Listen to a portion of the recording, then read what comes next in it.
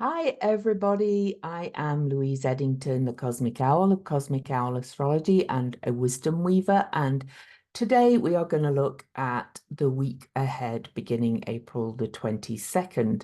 I'm actually going to look a little bit past the week ahead because I am traveling next weekend.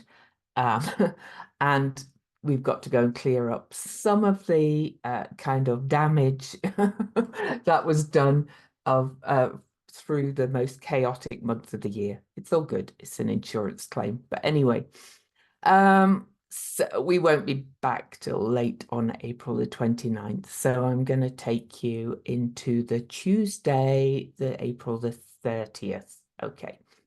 So, how are you all?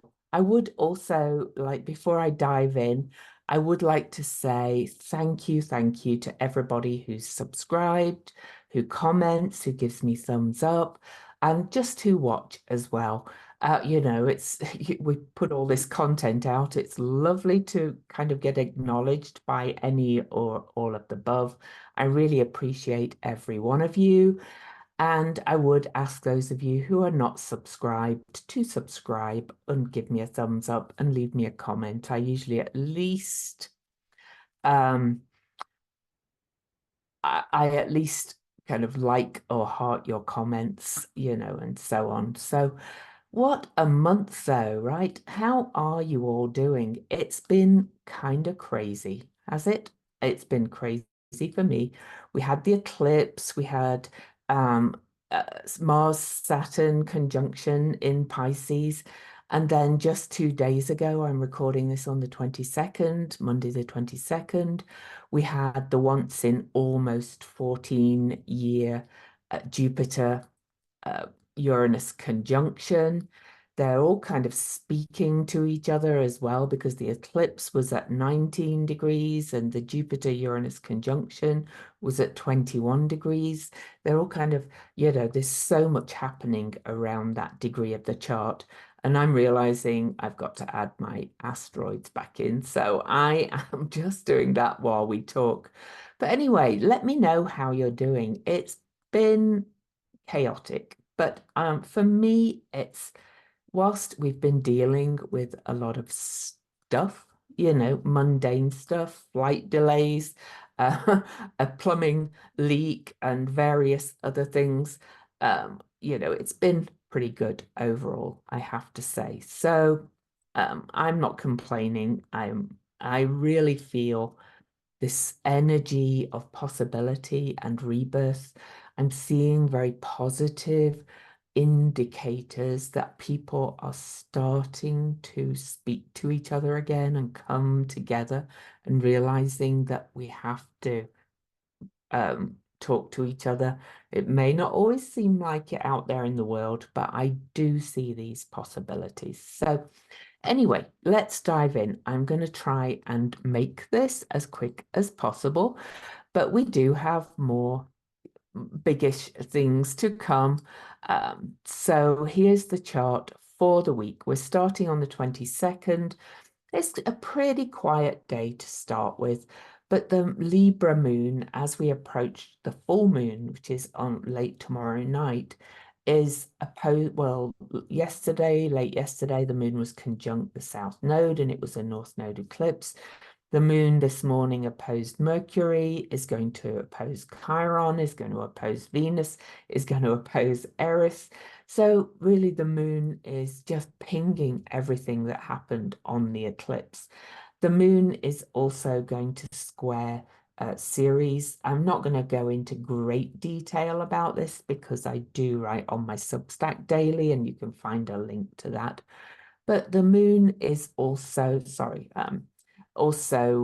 making a lovely air trine to Wisdom Weaver Cariclo, who's helping us to weave this new story that's emerging from this epic, absolutely epic month. Okay, so I've been trying to encourage people to actually literally write a story of how they feel they're becoming and what they want their life to look like in all areas.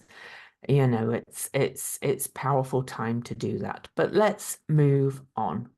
So again, tomorrow on the 23rd, Tuesday, there are no other major aspects other than the full moon. But of course, you know, there's a full moon, and the full moon is at 4 degrees Scorpio Taurus, and the moon, and it's square to Pluto. I've done a whole video on that full moon.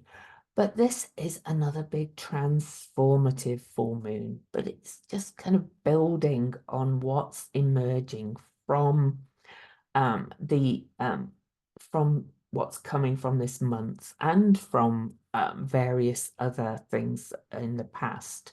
So the Scorpio full moon is Mars ruled or Pluto ruled as well. So leaving behind a lot of stuff, purging a lot of stuff, purging a lot of trauma, purging a lot of power manipulations and games, and some deep emotional crap, for want of a better word, and moving towards Taurus, which is like getting very rooted in your values. It's Venusian ruled, and it's a nice full moon.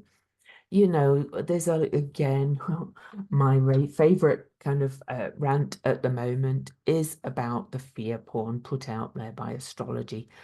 I do not think Pluto is always a bad energy. Pluto transits can be really, really rewarding. But Pluto is particularly strong right now because he's approaching his retrograde station. Okay, so this is kind of another real purge. And that means that some things come up to be purged that are stopping you moving forward. So you might find, you know, some deep memories come up under this full moon and some perhaps, yeah, literally kind of memories of trauma to be purged. I'm seeing it in people I know, I'm seeing it in clients that, you know, old memories are coming up, and really they're coming up to be examined and to be to let go of more old patterns, beliefs, all that kind of stuff. So it's not necessarily bad. So that's the 23rd. Just let me check if there's any more aspects I want to talk about that day. Nope, nope, we're going to move on to the 24th.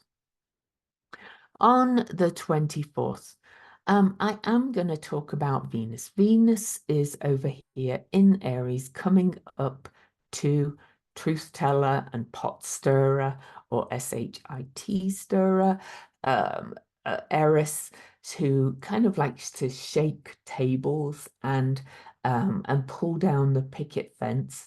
Because this is all in Aries and we're under that Aries eclipse energy for quite some time, I think this is more about our individuation and finding that divine child within and saying, I feel reborn, and, you know, let's shake some tables and pull down what was behind the picket fence. You don't have to confront people with it. This is more about your individual journey. But collectively, I think you might see some more kind of energies coming up to be purged as well, or to be looked at. There's things coming up all the time for me. I write about some of them in my Substack in kind of the hope that it kind of pings, you know, something for you that's coming up for you. Not the same, but just, you know, how it's coming up. And so, you know, there's a lot of past things coming up. Pay attention to what messages come your way, because Mercury is retrograde, revisiting, redoing, reviewing, and Mercury is stationing direct. So anyway, so that's the 24th. I don't think there's a huge amount to talk about. Oh, I did want to talk about Venus as well, coming up to this. I've added back in Hecate. Venus also makes this lovely fire trine to Hecate, the way shower, the keeper of the keys, who is at 23 Leo, really still connected to Venus morning star that began last August the 13th. By the way, just in date pinging, and if it's not for you, ignore. But do you know that Stevie Nicks wrote the poem that's at the start of, or that's written at the beginning of Taylor Swift's new album that was released on Friday, the 19th, just before this Jupiter-Uranus conjunction? And Stevie Nicks wrote the poem on August the 13th, 23, when the Venus star point was at 20 Leo, emerging as morning star. And Venus is only just days away from disappearing. She's going to disappear at 28 degrees of Aries, which is trine 28 Leo, where she stationed retrograde last year on Mary Magdalene's feast day, July the 22nd. The stories are just kind of ping, ping, ping, ping, ping. And I hope when I give dates that you kind of go, oh, what's come from that? What's come from that? You know, I think the more we tune in on our aware, not necessarily of the astrology, you know, you don't have to go and learn to be an astrologer, but the more you are aware of kind of what was coming up then and what's kind of emerging now related to the dates I give, you might want to go and read Stevie Nicks' poem, or maybe I'll post it in the description. I'm not going to read it here. But Hecate is the way shower and showing us the way forward, reminding us that the way forward with that Leo morning star for us personally was, you know, refinding that sense of joy and fun and heart-led life and putting on your crown for who you are as and finding that inner child, which is a little bit different to the divine child. I wrote about that on the blog too, but we are being reborn, literally. It's kind of quite amazing. And I think that's happening collectively too. But one other thing I just quickly want to mention is that, you know, the Jupiter-Uranus conjunction of the 20th is beginning to separate, but you can see they're still at the same degree because Uranus has moved to 22 degrees from 21 degrees just, and making this lovely earthy grand trine to Ceres, who is about our needs and our unmet needs, and often to do with the mother wound and you know, all our needs, physical, emotional, spiritual, and how the structures of our life and society have not supported that. And Black Moon Lilith in Virgo. She is kind of your inner wild woman, you know, perhaps where you've been shamed or felt shame growing up. And she's in Virgo, which is the sign of holistic wholeness. And so this is a lovely creative grand trine as we move into really kind of becoming these new humans that we're becoming, as I keep calling it. On the 25th, Mercury will station direct at 1558 degrees Aries. Not quite back conjunct the North Node, but at the same degree, where the North Node has sat right through the eclipses.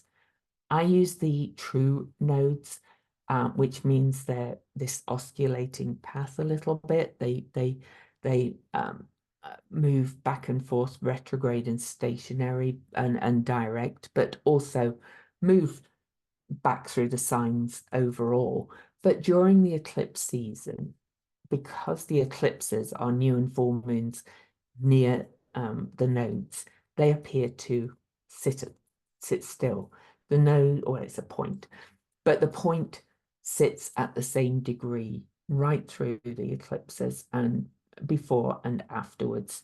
So the fact Mercury that went retrograde right through that big eclipse we had on April the 8th, stations direct, conjunct the North Node, really kind of pings all that's come up through this eclipse season and says, okay, you've rethought, you've reviewed, you've revisited a lot of stuff. We're now past the full moon that was the first fulfillment of the Aries eclipse. And now it's time to really start to write that new story with Mercury being the mind and communication and writing. And Mercury is really in a lovely sextile to Cariclo, as on the station, and will be until the old trickster moves beyond that sextile. That's helping that rewriting as well. So the Mercury station is powerful. It's kind of funny. This has kind of been the nicest Mercury retrograde for me because I've not heard anybody really kind of moaning about it and going, ugh, because there's been so much else going on. But that's my thing. So what else happens on the 25th? Before Mercury stations retrograde, Chiron was at 19 degrees on the eclipse. If you've watched that interview I did with Melanie Reinhardt, you can find it under the Tea with Louise playlist on my channel if you have not watched it. Chiron was at 19 Aries when the nodes went into Aries backwards from Taurus, or the North Node at least. And Chiron is going to move forward now, but then is going to retrograde and we'll be at 19 degrees early next year when the North Node moves back into Pisces. But for now, Chiron has moved off that degree and is moving forward on this healing journey of perhaps sacrificing a part of the self to be reborn as fully human. Okay, that's how it feels to me. But Chiron is just before Mercury stations retrograde. Chiron is going to square Ceres. Again, those unmet needs, those old wounds, often referred to as a mother wound, but it can be a parenting wound, a nurture wound from growing up. Where were your needs not met and nurtured, but also where is society not meeting those needs and nurturing? And, this is a profound journey of healing that we're all on. And I've talked loads about it in my blog, but a lot of people are realizing their trauma patterns, realizing their trauma triggers, what makes them freeze, fight, flight, all of that kind of stuff. And in that awareness and recognition are breaking those patterns. It's kind of amazing healing time. Also, while Mercury's stationing retrograde, Venus will conjunct Eris a bit earlier in the day. So, some truths might come out really about things that have affected your identity in a decent way. I'm not going to talk about the moon because I write about the moon in my daily blog.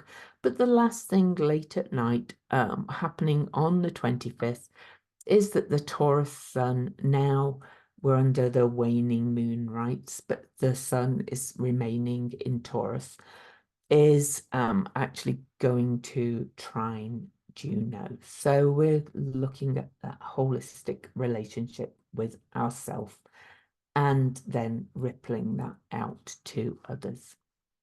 Okay, 26. I knew that was going to be a bigger day to talk about, but the 26th, Venus Day, there's hardly any major aspects. The moon, I'll briefly mention, is in Sagittarius by the end of the week on Friday, and I'll write about that more in my blog, but there's always a bit more optimism when the moon comes into Sagittarius. On to the 27th. Oh, not the 28th. Where did I? On to the 27th. Um, really not a lot of major aspects again. So quite a pleasant Venus day with just lunar aspects. The moon in optimistic Sagittarius. Friday looks like a lovely day. On to the 28th. And again on the 28th, there are few big aspects. It's this, I'll write about the moon in my Substack blog daily. I will mention though that the moon is moved into Capricorn, which has that more serious tone, but also that determined tone to build and achieve and create the structures of life that you want. But there is one big thing happening on the 28th, is that Venus and the sun, Venus is catching up to the sun now after being quite far apart as morning star. Venus gets to 10 degrees from the sun, and that's the official kind of heliacal setting, it's called, where Venus disappears from sight until about July the 10th, and that will take us right through her Gemini evening star point that's on June the 4th. I'm doing a webinar on that on May the 1st, and you can find the details below for that. It's $23 because I'm putting a lot into it, but you're going to get the slides and the recording and things like that, whether you can attend live or not. But Venus disappears on Sunday, April the 28th. We will not see her again until around July the 10th. I'd say around, because it actually depends where you are in the world as to where she sets and rises. But the official point is when the sun and Venus are 10 degrees apart. So she disappears on April the 28th, Sunday. And no other major aspects. April the 29th. Let's have a quick look at that. Oh, that's a big day. So we'll spend a little bit of time here on Monday, the 29th. Mars meets Neptune. Again, you're going to hear quite a lot of fear porn about that, but I like Mars in Neptune. Mars is more spiritual warrior.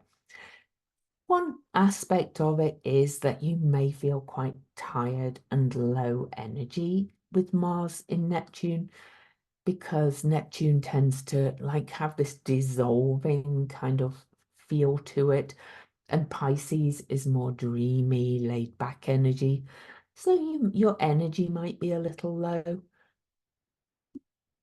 but Mercury just stationed direct. You are kind of in a little bit of a resting stage. We are all also in the waning moon after the full moon, when, we are shedding and releasing and moving towards the next full moon. So if you've got a little bit less drive and energy, make sure you're getting lots of rest, make sure you're doing a lot of self-care. But the positive message of Mars, which rules all this Aries energy, rules the eclipse that was on April the 8th, is about becoming more of a kind of warrior for love, warrior for compassion, be between connecting that within yourself. Of course, the compassion begins with you. So it's about showing yourself more self-care, more self-love, and all those kind of things, and becoming a warrior for love in general. Okay. It's oh, you know, sure, there is some possibility for illusion and delusion and deception and having unclear goals. But really, the message is to tune into that other state of mind that has been devalued all our lives and for hundreds of years, that more irrational, intuitive, compassionate kind of energy, and then bringing it into the rational, plans, creative, 5D and 3D, if you like, whatever you want to call it. Because of how everything's going, I think this is powerful, this Mars-Neptune conjunction. If you tune into it and don't sit there complaining that you feel tired and things, that's a message to kind of take it a little bit easy and smell the coffee and listen to the inner voice. The Mars-Neptune conjunction is also square to the galactic center. So if you put yourself in that more receptive, creative kind of state, new kind of faith and belief can emerge from all this, from what your inner voice tells you, that sense of inner inspiration. So, please ignore the fear porn around these videos. I mean, there's always stuff in the world, right? Always stuff going on.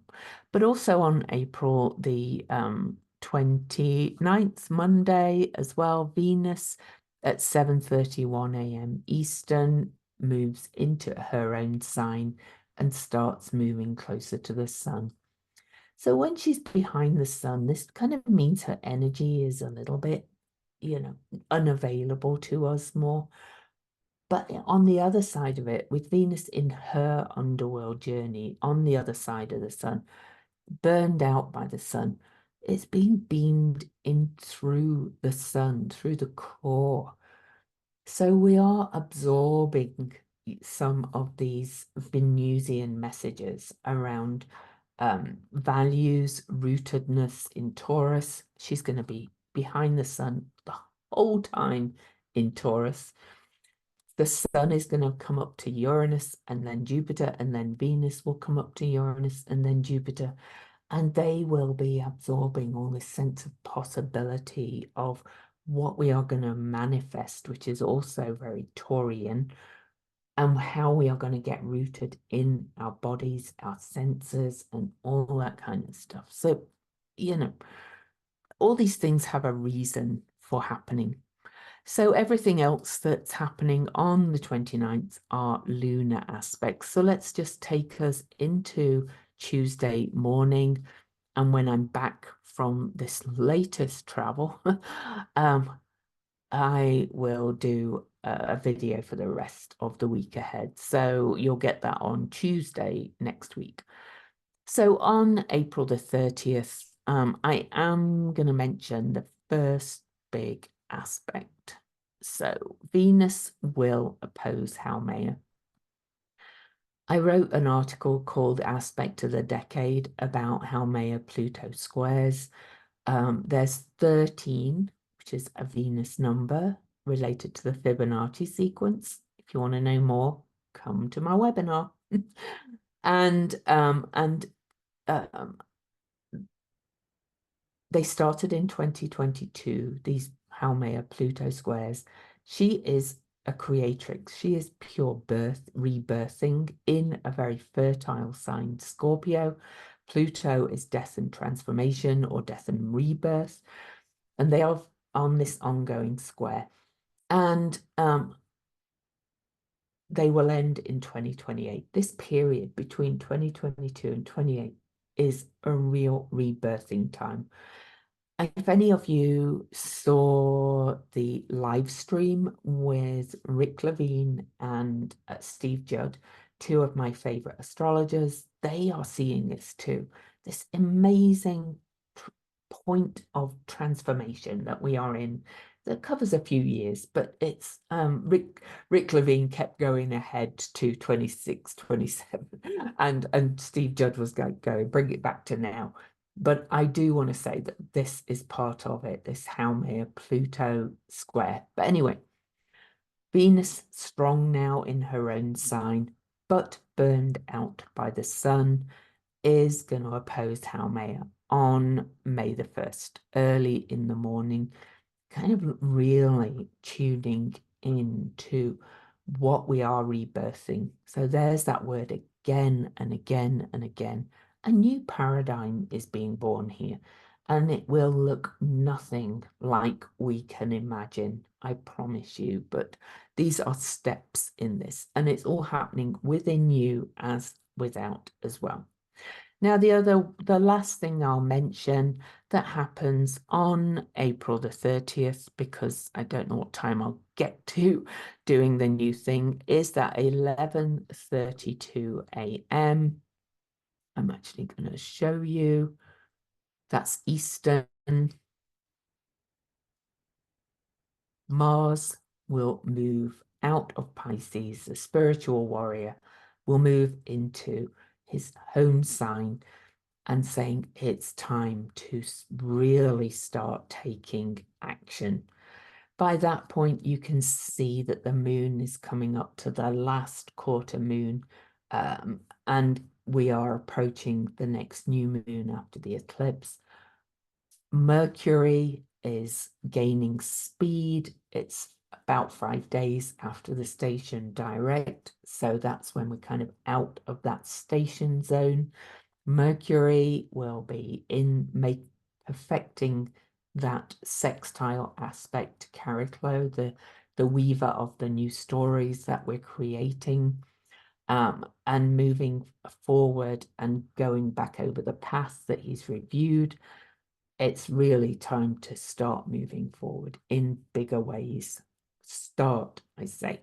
I think by the next new moon, okay, you'll really feel the push to move forward after this month. Okay, so let me quickly show you.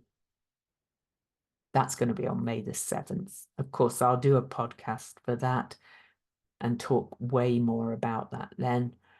But May the 7th is when things will really start to move forward.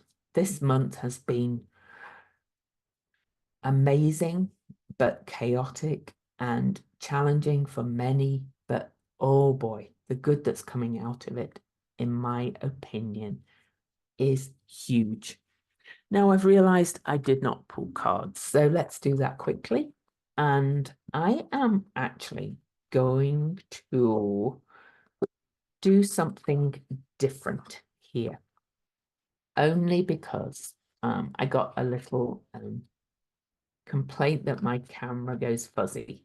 Now, I'm going to tell you, I have a great webcam, but sometimes if you pull things up in front of webcams, most webcams are slow to refocus. So whenever I hold a card up and hold it up to the screen so that you can see it, it goes fuzzy and it takes ages to refocus. So I've got to stop doing that. So I'm going to pull 3 cards. I'm going to take a picture and I'm going to share the picture. So bear with me.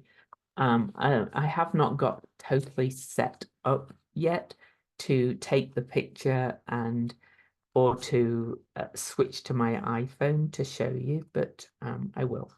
So this is for the week ahead. Oh, nice cards. I'm actually just going to take the picture. I'm using the Tree Devia deck. There's a discount code in the description with money off if you use my link to buy the deck, if you like it.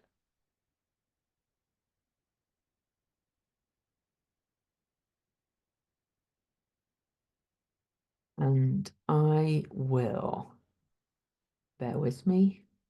I apologize for the time because I really, oh, there we go.